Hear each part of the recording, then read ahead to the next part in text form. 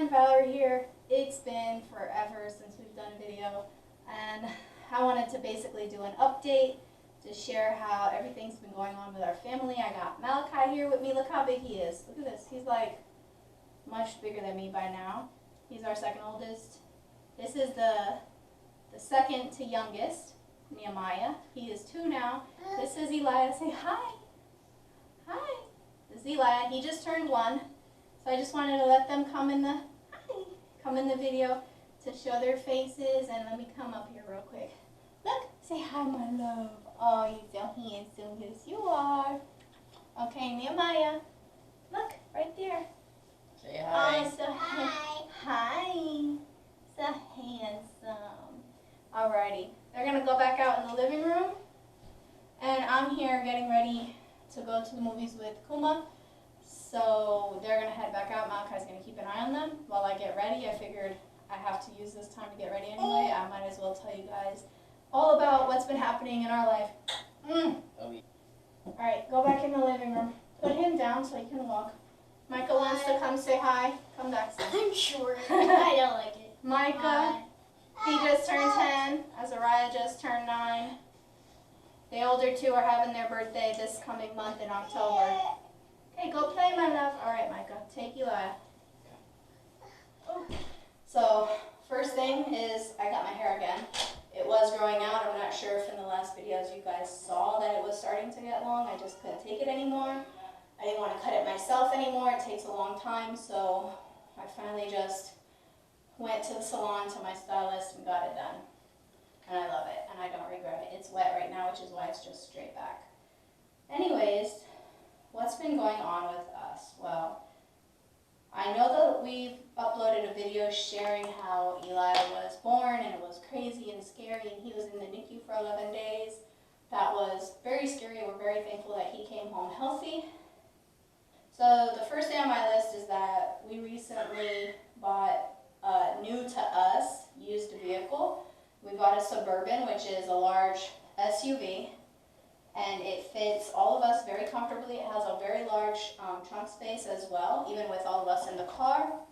Before, we would have to drop off the kids at Grandma and Grandpa's in order to go grocery shopping, but now we don't have to do that because we can all fit and put all the groceries in the trunk. So that's awesome. Even though we don't always go grocery shopping with everyone, it's nice to be able to. I'm not sure if I've ever mentioned this in a previous video, but Nehemiah does some sign language, the 2-year-old, and I started teaching him sign language around 11 months old, and it helped us so much with knowing when he was hungry or wanted milk or anything like that. I'm trying to do my makeup and get ready while I tell you guys everything, so I'm sorry if I'm not looking in the camera the whole time. And it's really awesome. He started learning. It took, I think, like a month or 2 before he started doing the signs on his own. I just taught him the simple ones like milk, eat, water, more. And he's still learning some more. He learned apple, and I hear the baby out there fussing. The boys are with them, so they're okay. And if I hear anything that needs my attention, I'll go out. I'm starting to teach Elijah as well. I waited a little longer with him because I did try around 11 months with him, but he just wasn't really using his fingers as well as Nehemiah was at 11 months. Like, touching his fingers and picking up little things yet. So I didn't want to force him, but I reintroduced it again recently, and he's 1 now.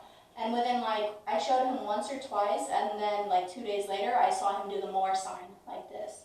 I was eating and I gave him a bite, and then I saw him do this, more. So he learned it so fast. I'm attributing that to him being a little bit older than 11 months old. So he was able to grasp it a little faster than Nehemiah in the beginning. With Nehemiah, I had to take his hands in my hands and do the shape and make him do it and say the word and then give him more and say, yay, more, encourage him to learn it and teach him other things. So that, if you guys have babies, learn some simple sign language. You can just Google it. I started learning it because we were doing it with homeschool the previous year while I was pregnant with Nehemiah. So when he was around 11 months, I was like, let me just try and teach him. so much. Like, he didn't really whine and fuss a lot because he was able to communicate with us. I'm not sure if I ever shared this, but Nehemiah took his first step at 7 months. He took another step at 8 months. And then, like, every month he did like 1 or 2 more. And then by 10 months, he got up one day and he literally walked across the house. I gotta find the video of that, but if I find it, I'll insert a clip. And Elijah is 1, and he just recently took his first couple of steps. He's like taking his sweet old time walking, that he's like, I'm gonna be the baby for like ever and I don't want to walk. But he took a few steps the other day, and he actually took 6 independent steps today in the kitchen. And I think I was the only one to see it. I didn't get it on video, but I did. Well, I didn't, but his godmom sent me video of the other day when they were over, and he took like 2 or 3 steps. So I'll insert that clip as well so you guys can see him taking a step. He likes to take steps in a circle, so he'll only move 1 foot, and because he's only stepping with 1 foot, he ends up turning. It's so cute. And it's funny. And Elijah has such a personality. Oh my goodness. This little boy has like mine and daddy's attitude combined. So like, we both already have a lot, and he just has like all of it in one little body. And it's so funny that he's such a fighter, and he will definitely let it be known that he doesn't like something. He'll threaten to hit you. We're teaching him not to, obviously, but it's so funny to see babies' personality when they're so little.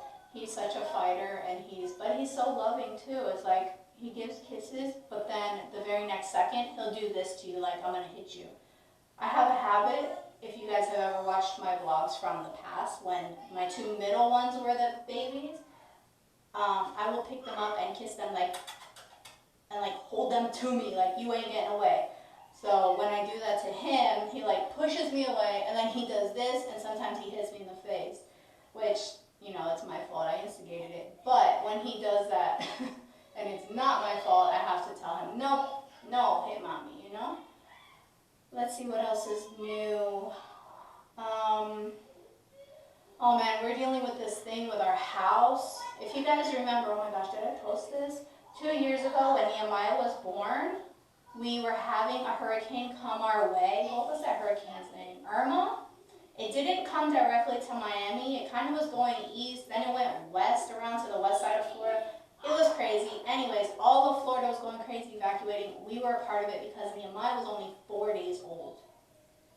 Brand new out of the hospital. So we did evacuate. My mom lived up in northern Florida, so we evacuated up there because of a newborn. We didn't want to endure something that they were saying was going to be so bad and so big with a big, brand new baby. So we took precautions to stay safe. And as a result of that, we had some damage to our fence, which we fixed. We had what we thought was minor damage to our roof. Now, 2 years later, our entire front wall of our house is like filled with water and weakened by water, because that area that had the water coming in on the roof, the adjuster never came back out for a second look with a specialist. And he said, oh, it was nothing, that it was just the tiles, like there was no underlaying damage, but there was. Oh my gosh, so we had to reopen the claim with that. And, oh man, I forgot my makeup brushes. And we were praying and praying that, you know, they weren't going to try to tell us they're not going to cover this. And after like a week or 2 of dealing with the insurance people, give me a second. 2-3 weeks later, thank God, God is good. The insurance guy spoke to my husband one morning, I think it was Tuesday of this week, and said that they were going to cover it, minus the payment that they made out last year towards whatever, because we did get a little bit off of the claim last year. So they are going to pay it. It's going to be enough to fix the roof, like to actually fix the roof, and to fix that wall, the front wall of our house that has water damage. And then, you know, we're going to have to paint it inside and out. And our laundry room is completely almost destroyed because the water was settling there. That's like a low point of our house. I thought the washer was leaking, which is what prompted my husband to pull out the washer and dryer set from the closet in our kitchen and then discover the damage to the wall was very soft. He would touch the wall and it would indent. It's like, that's not supposed to happen. So then he looked up, and here's the thing too. 2 years ago I told my husband, and he told the insurance guy, look, there's a little spot on our ceiling. And I said, that wasn't there before. I think it's water damage. And he said, do you know for sure? Do you have before pictures? I said, well, no, I don't look up there every single day, but I'm pretty sure, like 99% sure that damage wasn't there before. He said, oh, it's nothing, it's just a spot, like a dirty spot. Somehow something got up there. I don't know.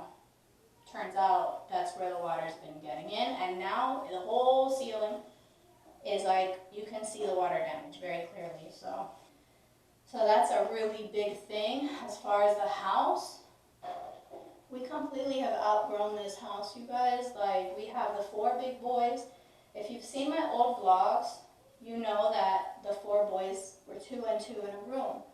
The 2 middle boys were the babies at the time, so their cribs were in the one room, and the 2 big boys were in the other room. But now those 4 same boys are all in one room. We have 2 bunk beds in that room, and the 2 new babies are in the other room, the second room.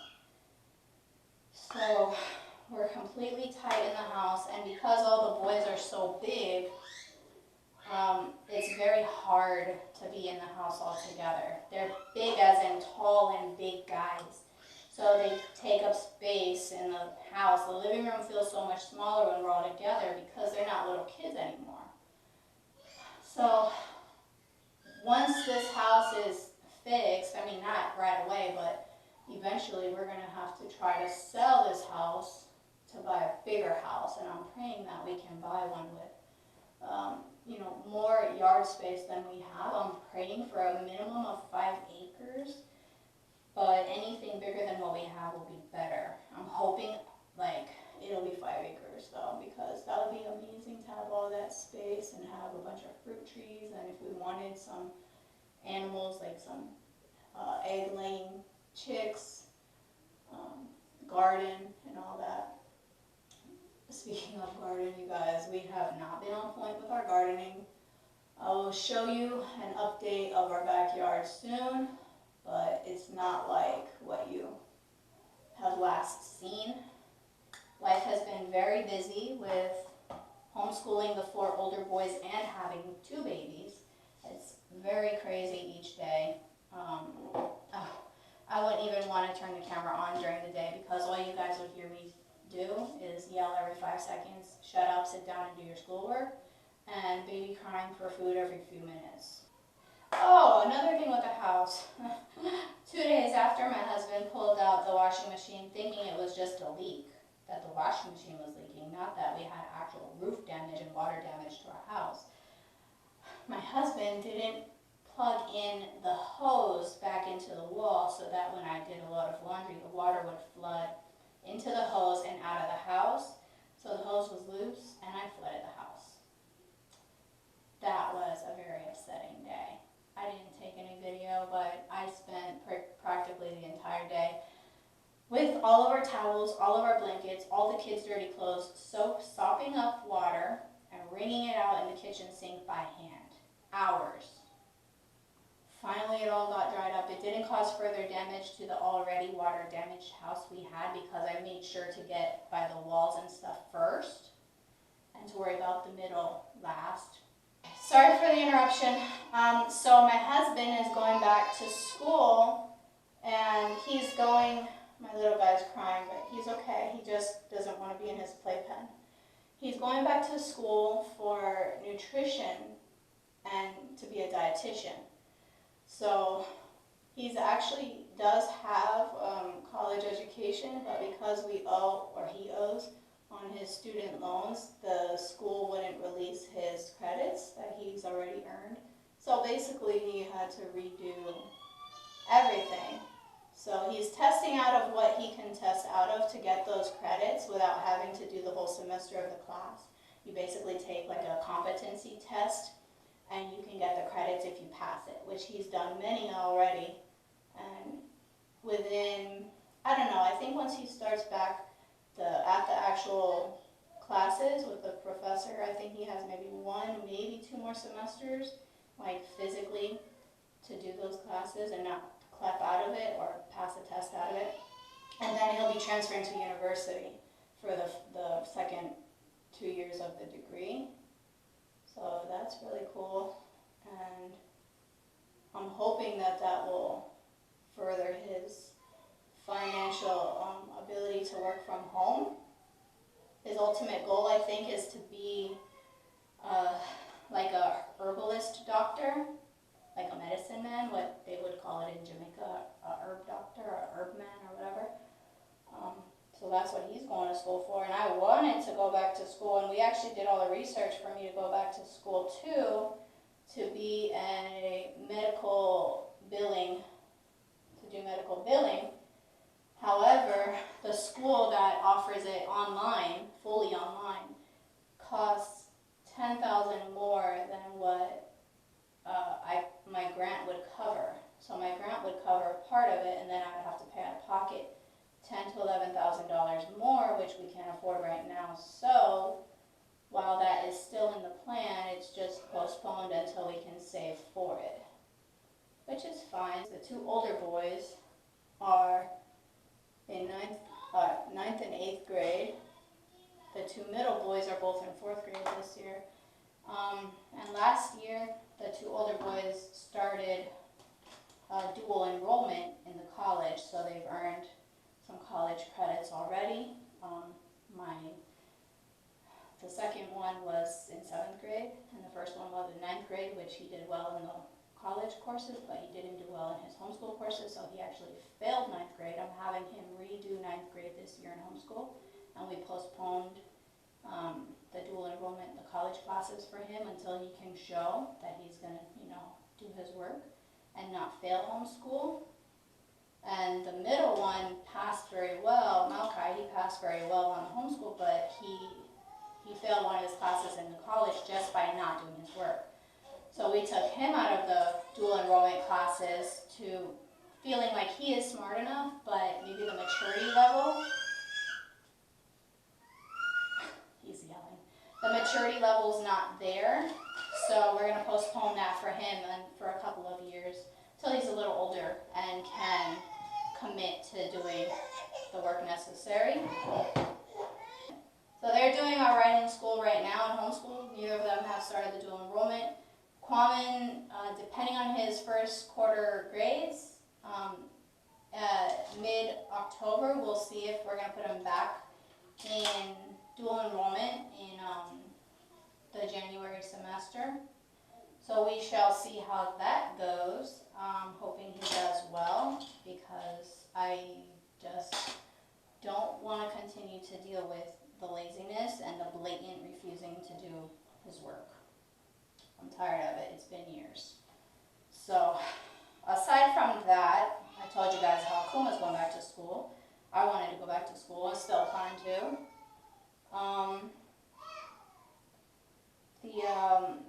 Aside from school, Kuma's been teaching the boys, well, not really teaching, but he's been assisting the coaching of the boys at wrestling at the school.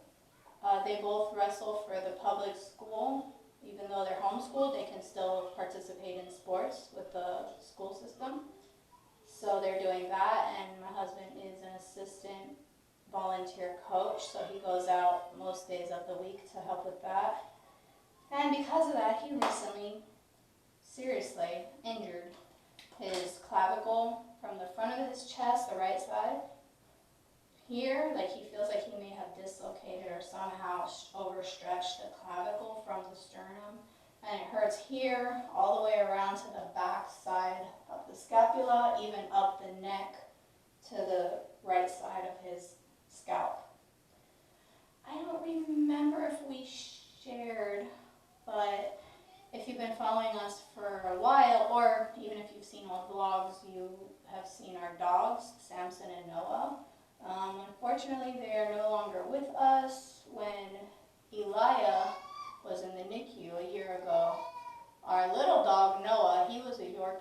he ran away like on day 9 of that NICU stay. We did come back each day looking through the neighborhood for him, but we never found him and he never came home. So, hi baby. So he's gone. You coming in? Okay. Let me close the door. Nehemiah's in here with me.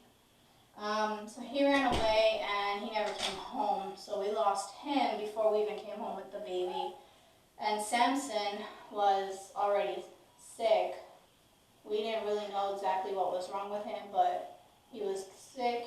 He had a big sore on his hip that wouldn't go away. And then in November, the end of November, a little, like 3 weeks away from his birthday, how old would he have been? 6 or 7? He would have been 7. He passed away. We had to say our goodbyes. And my husband took him to the animal place and he was put down. They confirmed with us, not by medical testing, but the doctor was like high 99% sure that Samson had cancer in his hip. And it was connected, I think it was connected to the bone, so that we would have been able to take it off anyways. So the best thing would have been to put him down so he didn't have to suffer anymore. Stop. So we lost him that day, and then that was very hard because we had him since he was a puppy. We got him when he was 8 or 9 weeks old. I honestly thought he would have been with us for more years than just 6. I actually thought he would have lived at least between 8 to 10, maybe 12 years, but I wasn't aware that large breed dogs don't live so long like little dogs. Learned that very quickly. So we weren't really expecting to lose him until like visibly we saw him getting sicker and deteriorating. And I do think that a part of the last month of it quickening was because Noah was gone. They were very close. He and Noah were very close. We had one big dog, one little dog. They were like brothers. Give me that. Thank you. Sit down. Drink your milk. So that really sucked. It was right after Thanksgiving. Right after Thanksgiving, maybe a couple of days. But it was hard. It was hard to deal with. It was hard we cried for weeks after, and we ended up getting another dog given to us at the end of December. So a month later, which probably was too soon. Anyways, we were given a little Maltese Shih Tzu mix, and it's a girl. So I'm not the only girl in the house anymore. Here's your milk, my love. No. Oh, you don't want it? You want your tete? Yes. Okay, have your tete. So I'm not the only girl in the house anymore. Okay, I'm looking for some lipstick. I guess I'll do this one. And I still gotta do my hair. So, and it's funny, her birthday is actually in February like mine. And we're the only 2 girls in the house. So that's pretty cool. However, we've had her almost a year, and I still don't really feel connected with her like I did with Samson and Noah. And I think she's mostly connected with our oldest son, Kwame. With everyone else, she's very much like a cat. Like, she doesn't really come to you. She just scavenges for food around the dining room table when we're eating, and I have to yell at her for it every day because we don't allow that. We don't feed her people food. We don't allow her to scavenge the food or for the kids to give her food from their hand or whatever. So she's always getting yelled at, it seems, by me. And another thing is, she's super cute, but she keeps peeing on my area rug, on my carpet.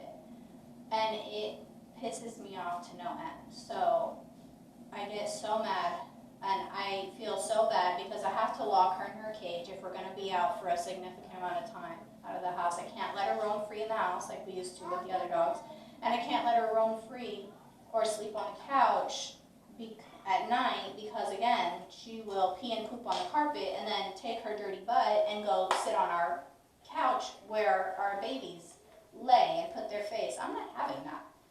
So I lock her up in her kennel, in her little cage thingy,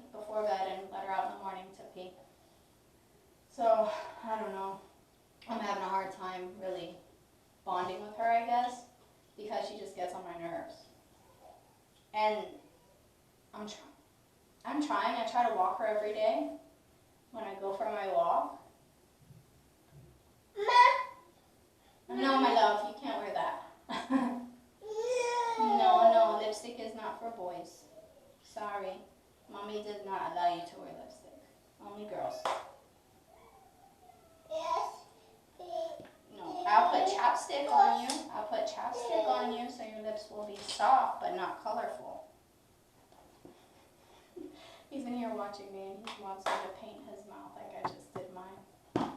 I love you, Mooch. You love Mama? Can you say love you, Mama? Come. Come here, let me pick you up. Leave that alone, please. Come here. Ooh, my big boy. Mommy. Can you say love you, Mama? Oh, you make my heart melt. I love you, baby. Are you poopy? No. Can you show Mommy how to do the dirty? How to say dirty? Dirty. How about apple? Can you show me apple? Apple? How about milk? Milk. How about water?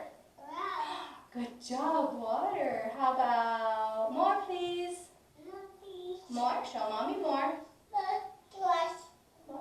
The lights? Show Mommy more. No, I don't need the light. The light's already on. Look. See? Show Mommy more. More? Please. Show Mommy, please. Good job. Show Mommy, smart boy. Show me. Show me, smart boy. No, don't say it. I want you to show me. Smart boy, that's... Alrighty, guys. I am done with the makeup. It's nothing fancy. Just basically... I don't know. Let me see if you can see better if I face towards the light and not away from the light. Oh, there it is. Look at me. I still got to do my hair, but I wanted to share with you one more big set of news before I end this video. You guys, this has been 42 minutes already. I'm so sorry it's so long, but I hope you have stuck with me until now, because if you have, this is the best part of the video. We are expecting baby number 7. I'm not joking. I'm 17 weeks along, and I'm going to show you my baby belly. Alrighty, guys. Peekaboo. Watch out, my love. You're silly. Come here.